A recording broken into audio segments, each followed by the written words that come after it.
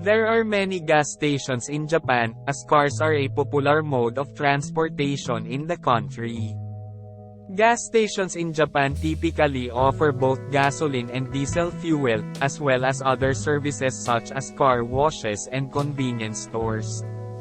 Here are a few things you may want to know about gas stations in Japan. Most gas stations in Japan are full service, meaning that an attendant will pump your gas for you. Self-service gas stations are not common, although they do exist in some areas. Gas prices in Japan are generally higher than in many other countries, due in part to high taxes on gasoline.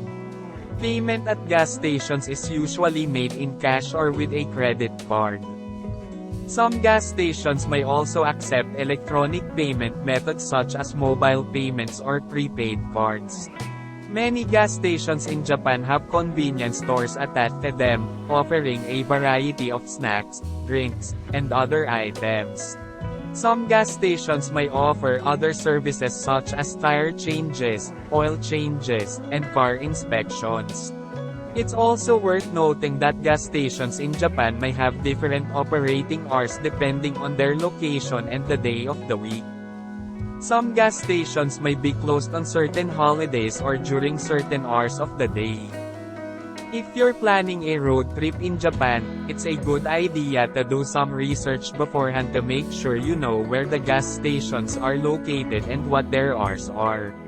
In Japan, gas stations are commonly referred to as gasorin setando, gasorin setando, or simply setando, setando for short. The word gasorin is the Japanese pronunciation of gasoline, while setando is a loanword from English meaning stand or station.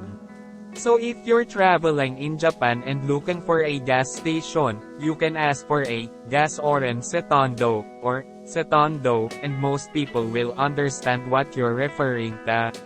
Buying gasoline in Japan is a relatively straightforward process.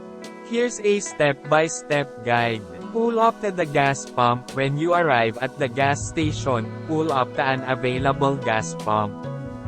In most cases, you'll be directed to a specific pump by an attendant.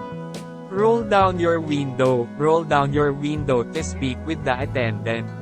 Choose your fuel grade. The attendant will ask you what grade of fuel you want. You can choose from regular, usually labeled as regular, or regular gasoline in Japanese, high octane, usually labeled as high octane, or premium gasoline, or diesel, usually labeled as diesel. Open your fuel door and tell the attendant. Open your fuel door and let the attendant know which side your fuel tank is on. You can say, migi, right, or hidari, left, to indicate the side. Wait for the attendant to pump your gas. The attendant will then pump your gas for you. You don't need to get out of your car or touch the pump.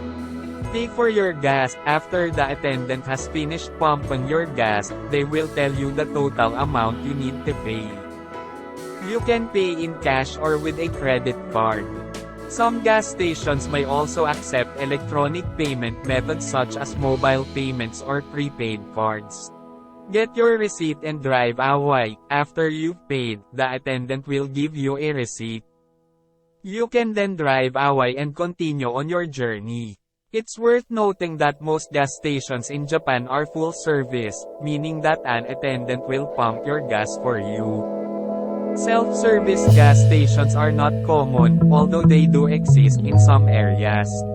Gasoline in Japan is relatively expensive compared to many other countries, and there are a few factors that contribute to this. High taxes. The Japanese government levies high taxes on gasoline, which accounts for a significant portion of the price at the pump. In fact, Japan has one of the highest gas taxes in the world.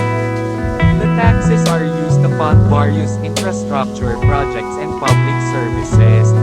Limited domestic production. Japan has limited domestic oil production, so the country must import most of its oil from overseas.